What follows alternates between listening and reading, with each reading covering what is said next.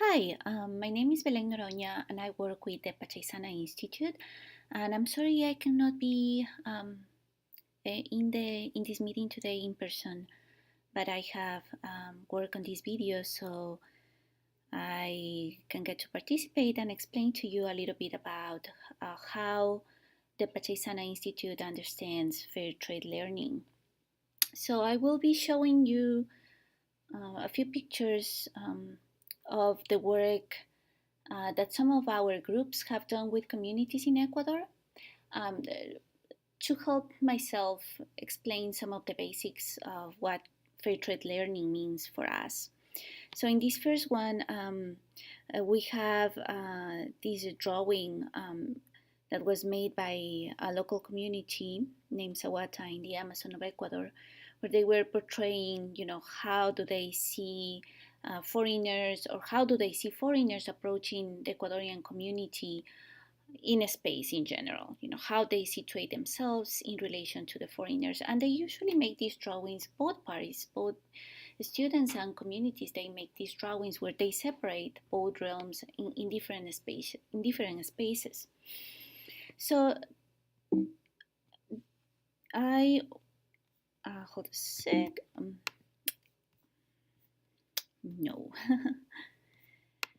sorry about that. So to start with, I will try to go beyond traditional notions of fair trade learning.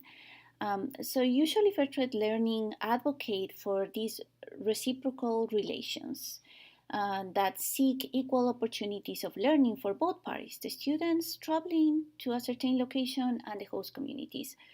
But when organizations like Pachaysana and many others, as you know, if we all are trying to do something similar, when we attempt to get involved into fair trade learning, there are some obvious difficulties. So there's a picture of Daniel and me working there with international students and indigenous community members. As you know, for us, it's being a learning curve to understand that obviously there's some preconceived ideas, and those are the difficulties. These preconceived ideas that are found in the students and also in the communities that portray power relations. There's these inherent power relations in both groups that are pre-assumed even before the trip or the experience takes place. And power relations are usually based on differences that are presumed based on knowledge. Like Occidental knowledge might seem to the community to be more important than their traditional knowledge. They can be seen also in this idea of like maybe romanticizing local communities and somehow believing that these essential knowledge that local communities might have might be more important when thinking about solving problems as compared to Occidental knowledge. And there's of course other difference related to economic power, class, ethnicity, gender, even age, amongst others.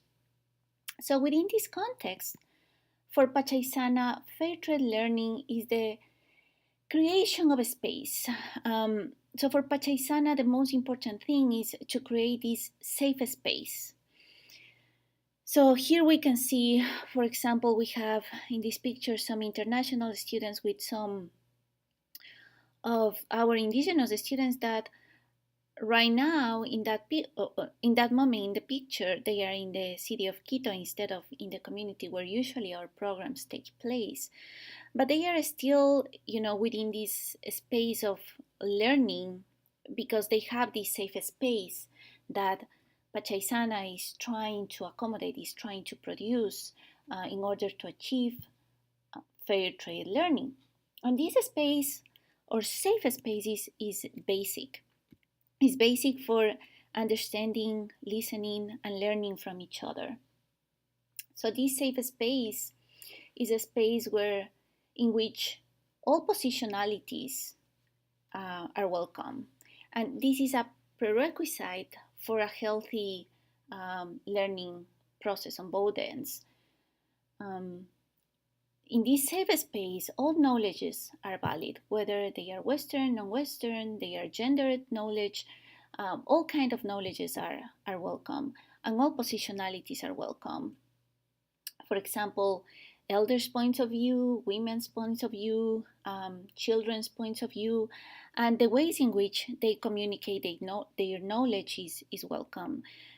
For example, dancing, storytelling, theater, and for international students as well, that um, the way in which Western cultures, for example, portray time and space is linear. That is welcome and it's valid, and it's important for both parties to have this conversation and understand and see each other as equal in order to listen to each other.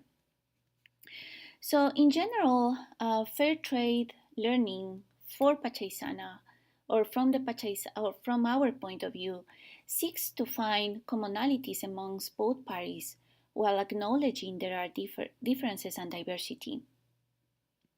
For us, fair trade learning is about finding a common ground for social justice based precisely on this difference, based on this multiplicity of views about the world.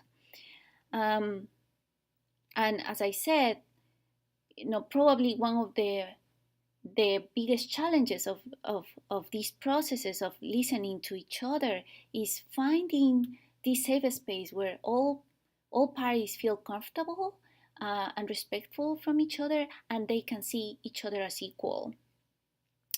And we think that as soon as we have created this space, then that is the first step to start thinking about the how.